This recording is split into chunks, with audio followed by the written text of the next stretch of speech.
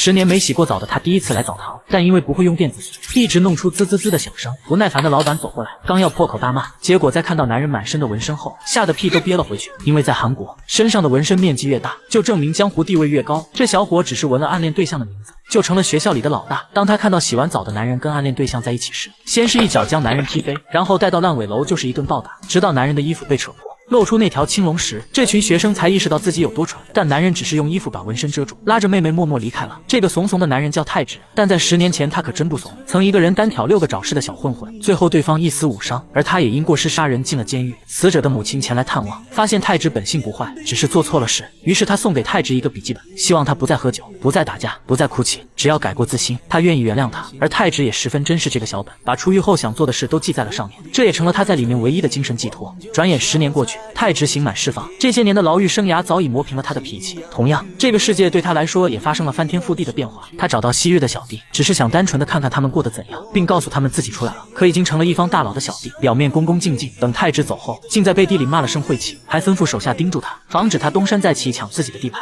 泰直来到一家小餐馆，这是死者母亲崔姨开的。当他看到出来的泰直，打心眼里高兴，不停的关心询问，泰直口中却一直说着对不起。崔姨知道他心中有愧，为了消除他的不自在，崔姨愿他做了干儿子，提前关店专门给他做烤肉，还亲自喂给他吃。妹妹看到这一幕有些吃醋，自从哥哥死后，她再没见母亲这样开心过。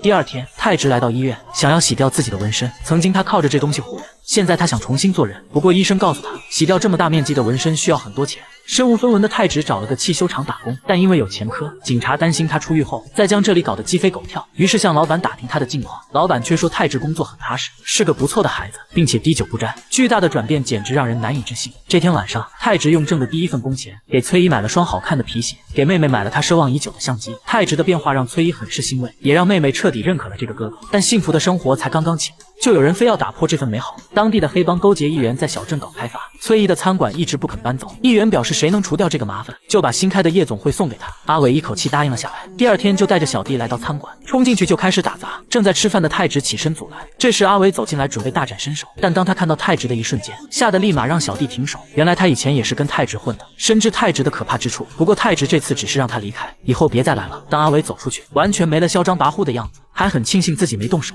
泰直问崔姨他们为何而来，崔姨害怕泰直冲动做错事，并没把一切告诉他。这天晚上，议员的司机找到泰直，10年前的打斗事件他也在其中，当时被泰直废掉了一条腿。但这次他不是来找麻烦的，而是提醒泰直餐馆被议员盯上了，让他尽快搬走，不然议员肯定会想方设法的找麻烦。果然就在第2天，阿伟趁着泰直不在，再次带人来到了餐馆，见崔姨软硬不吃，直接动手打了人，还把店砸了个稀巴烂。放学回来的妹妹看到这一幕，用相机打了阿伟的脑袋，但她一个弱女子，又怎能敌得过一帮壮汉？而警察就在不远处看着，根本没有上前解围的意思。与此同时，泰直这边也遇到了麻烦，因为他还在假释期，只要动手打人就会被送回监狱。于是议员找了一帮混混故意找茬，想要激怒泰直让他动手，但泰直已经发誓不再打架，即便被众人围殴，他也只是忍痛挨着。老板上前劝架，被牵连了进来。泰直见状也只是用身体护着他，混混见他实在是没还手的意思，才不情愿的离开。虎落平阳被犬欺，暗恋妹妹的校霸看到泰直挨打，又听说崔姨店里被砸，幸灾乐祸的他竟只身一人找上门，骂泰直不过是纹了一身图的废物，还嘲讽崔姨收养杀害儿子的凶手当儿子。而